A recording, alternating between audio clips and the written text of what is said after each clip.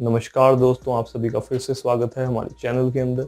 और आज की वीडियो में मैं जिन चीज़ों के बारे में बात करने वाला हूँ वो मैंने अपनी एजुकेशन के दौरान सीखी। और मैं ये चाहता हूँ कि ये चीज़ें आप मेरे से सीखें ताकि आप लोग अपनी लाइफ के अंदर वो प्रॉब्लम्स ना फेस करें जो मैंने फेस की हैं। तो चलिए शुरू करते हैं आज की वीडियो को। देखिए, सबसे पहली चीज़ है गोल सिलेक्शन। गोल सिलेक्शन का मतलब है कि आप एक चीज सिलेक्ट करें जिसके अंदर आपको महारत हासिल करनी है। कोई एक फील्ड ऐसी हो जिसके अंदर आप अच्छी तरह से काम करें और उसके अंदर आप सक्सेस हासिल करें।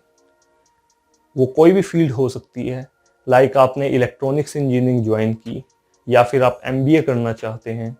तो ये सब चीज़ें जो भी आप करना चाहते हैं उस चीज़ को आप डिफाइन कर लें अपनी लाइफ के अंदर कि सबसे मेन चीज़ जो इम्पोर्टेंट चीज़ है वो म्यूजिक भी हो सकता है, वो कोई भी चीज़ हो सकती है, लेकिन सबसे इम्पोर्टेंट चीज़ है कि आप एक चीज़ को मेन अपना गोल सेट करके चलें कि ये चीज़ मुझे करनी है अपनी लाइफ के अंदर। नेक्स्ट चीज़ है आपकी scope of the goal.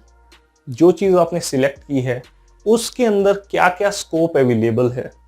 Like आपने इलेक्ट्रॉनिक्स इंजीनियरिंग सिलेक्ट की है तो इलेक्ट्रॉनिक्स इंजीनियरिंग के अंदर ही बहुत सारी अलग अलग फील्ड्स होती हैं।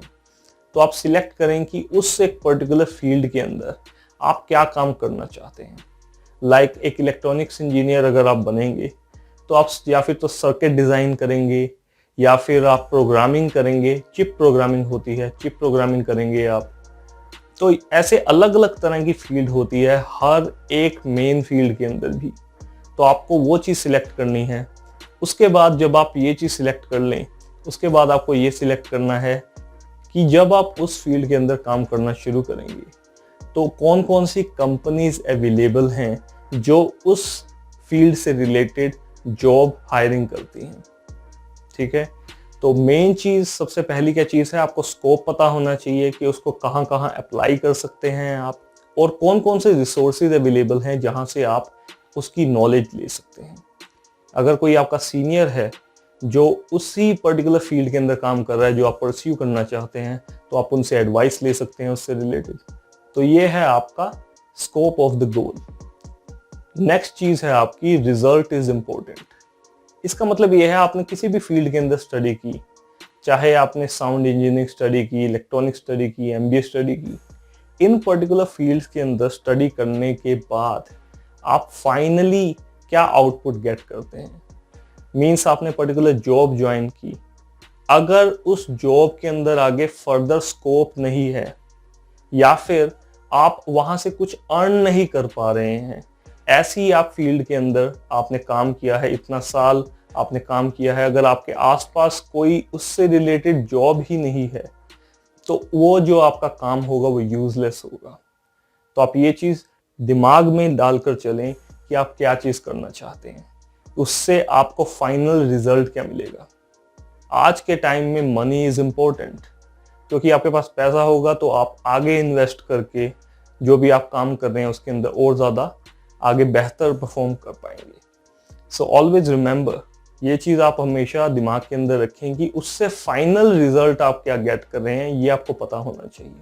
इसके बाद जो फोर्थ चीज़ है वो है आपका ऑलवेज हैव अ अल्टरनेटिव।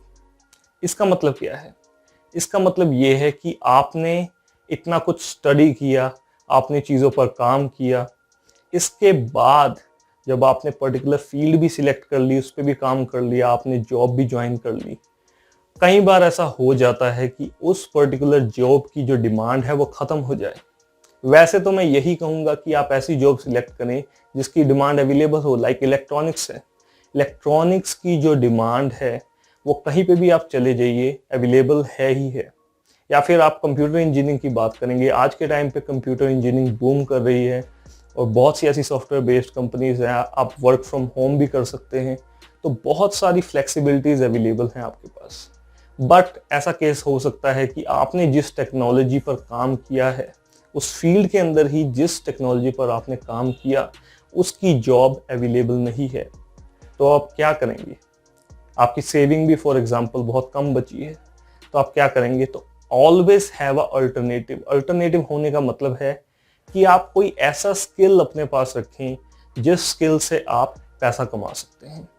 जैसे कि अगर आप एक कोई लैंग्वेज सीख लेते हैं, आपको फ्रेंच, जर्मन या फिर चाइनीज़ कोई ऐसी लैंग्वेज आती है, तो आप उस पर्टिकुलर लैंग्वेज को सिखा के पैसा अर्न कर सकते हैं। तो ऐसे ही आप स्किल को डेवलप कीजिए, जैसे लैंग्वेज हो गई, फिर आपका लोगो डिज़ाइन हो गया। कई लोग डिज़ाइनिंग में अच्छे होते हैं तो वो लोगो डिज़ाइन सीख लेते हैं। बहुत सी ऐसी ऑनलाइन वेबसाइट हैं जहाँ पर आप लोगो बना कर देंगे तो वो आपको पे करते हैं। नेक्स्ट आप राइटिंग भी कर सकते हैं। ऑनलाइन राइटिंग हो गई, आपकी ब्लॉग राइटिंग हो गई, ऐसे राइटिंग होगी, इन चीज़ों के लोग पेमेंट करते हैं।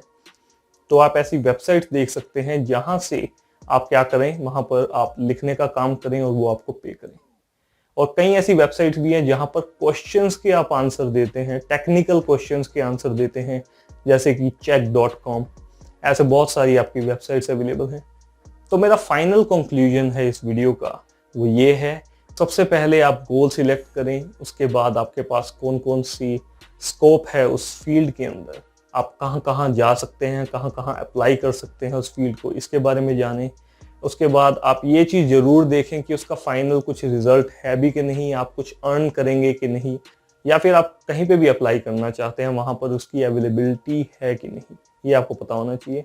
और फोर्थ चीज़ है कि आपके पास अगर कोई ऐसा टाइम आ जाता है कि बिल्कुल ही सब कुछ ख़त्म हो जाता है, तो आपके पास कोई अल्टरनेटिव सोर्स ऑफ इनकम ज़रूर होना चाहिए ताकि आप किसी और तरीके से मनी गेट कर सकें।